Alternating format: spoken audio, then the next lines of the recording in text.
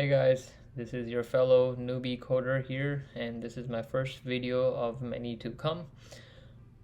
In this video we'll be taking a deep dive into Python, how to install it and run it on your computer. I have a MacOS or MacBook, so I'll be installing it through Homebrew, which is a MacBook Python package manager. And we'll look into that in more details. But if you're using a Windows computer, you can download it directly from the Python website. Alright, so let's look at the three options that we have for installing Python. Like I mentioned, Homebrew, you can use that for if you're using a Mac and install Python directly onto your computer. Or you could download Pyenv, which will give you the option of having multiple environments for your Python, and then you can install your Python in there, and you can install multiple versions of Python and switch between them if as required. So this is a cleaner version, and that's what we're gonna go over in this video. And then, like I said, you can also download it through Python even if you have a MacBook. But so that's an option. And just to kind of show you what I'm talking about here, if you go to Python download on your browser, just open this, and you can see here that you can download the latest version for macOS, the 3.11.4, but you could also do it for Windows.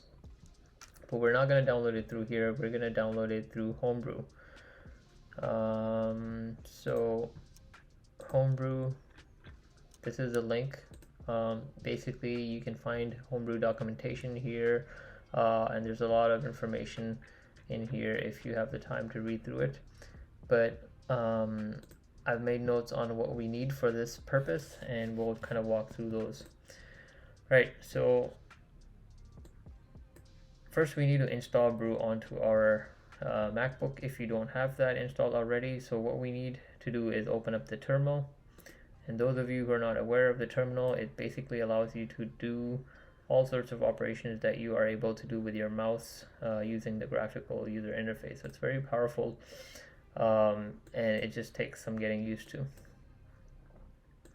All right, so right now I'm in my home directory, as you can see from this squiggly line here, but if you're not, you can cd change directory into the home with kind of like this, and that's it. So now you're in your home directory. I first want to check if I have Brew installed. I know I don't, because I deleted this for this tutorial, but you can check, and if you already have a version of Brew, you can just go ahead and update it to the latest version. So since I don't have Brew installed, I'm gonna install Brew using this command, and this command is coming from the Brew documentation, so I didn't make this up. You can type your computer's password if you have one, and then press enter, and you will wait till Homebrew gets downloaded onto your computer. Now once that's done, what you're going to do is install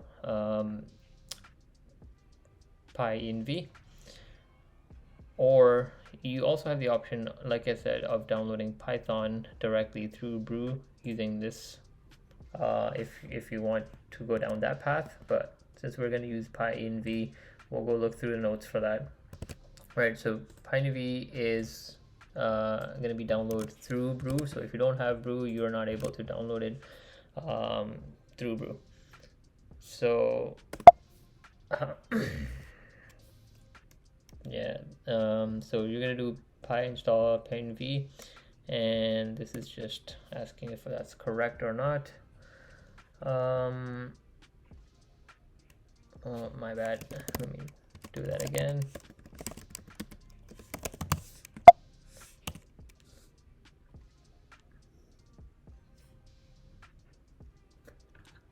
You know what, let me close and reopen it here. Okay, so Brew version. brew is here. Brew install Pyenv. Correct Pyenv to be no. There you go. So working now. Okay. So once it gets downloaded,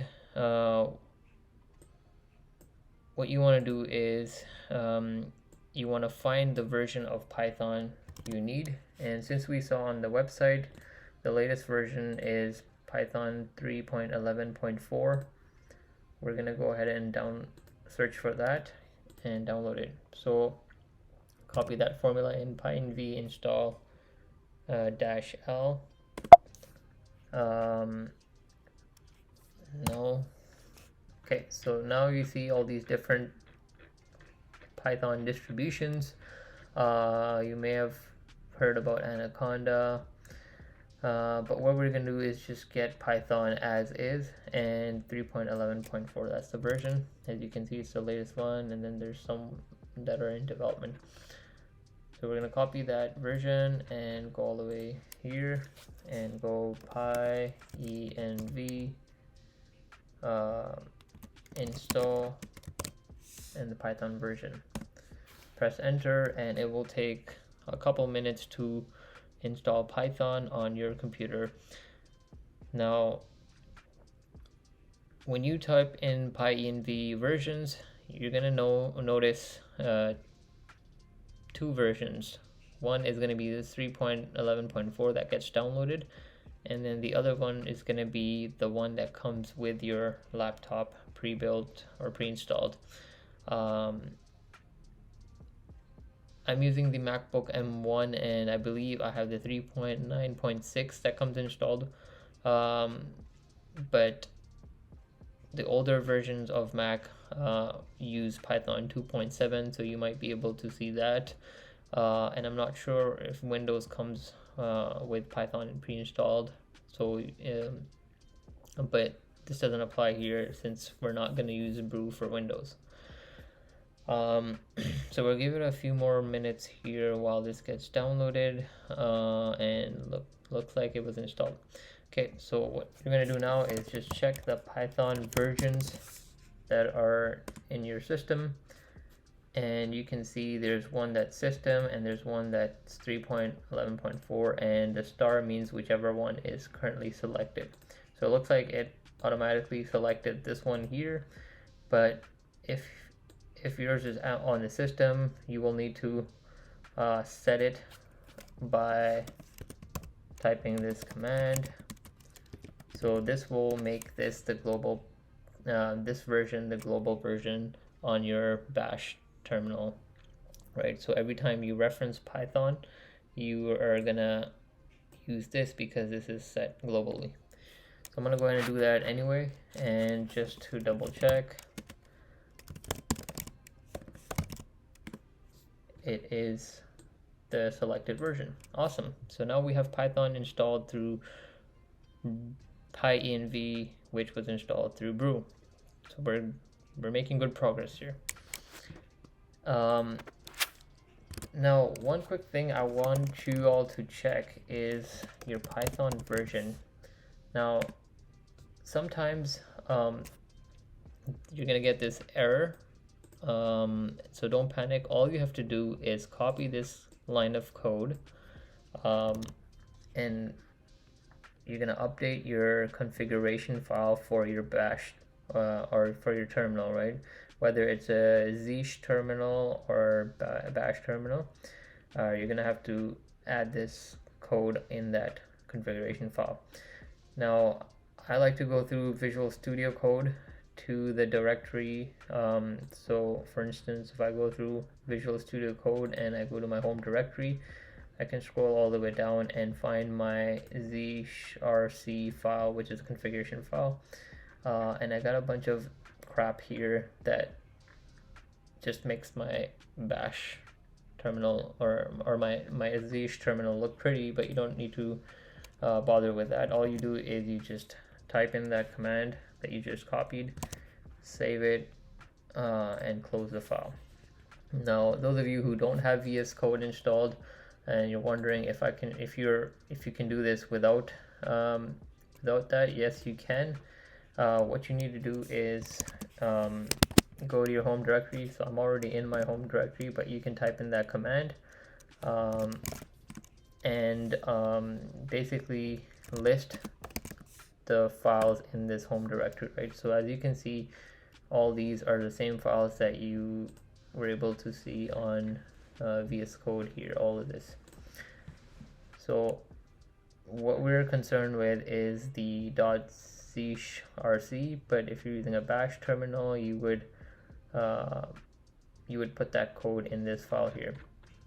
So what you can do is you can either use nano or vim to open that file.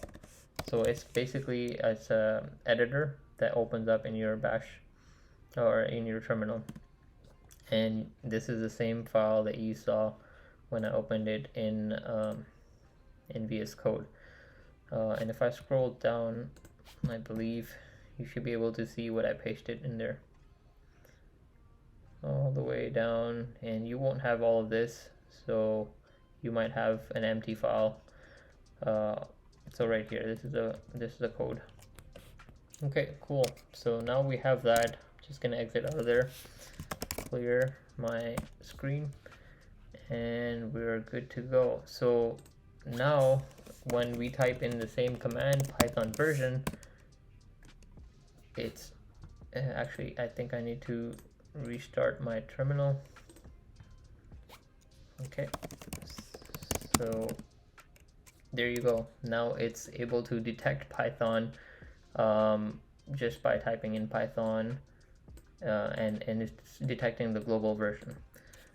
Similarly, you can use Python 3 and you will still get the same version. So both of these are referencing the same Python file. So in the future, if you have any commands that start with Python 3 or Python, you can just use Python for simplicity.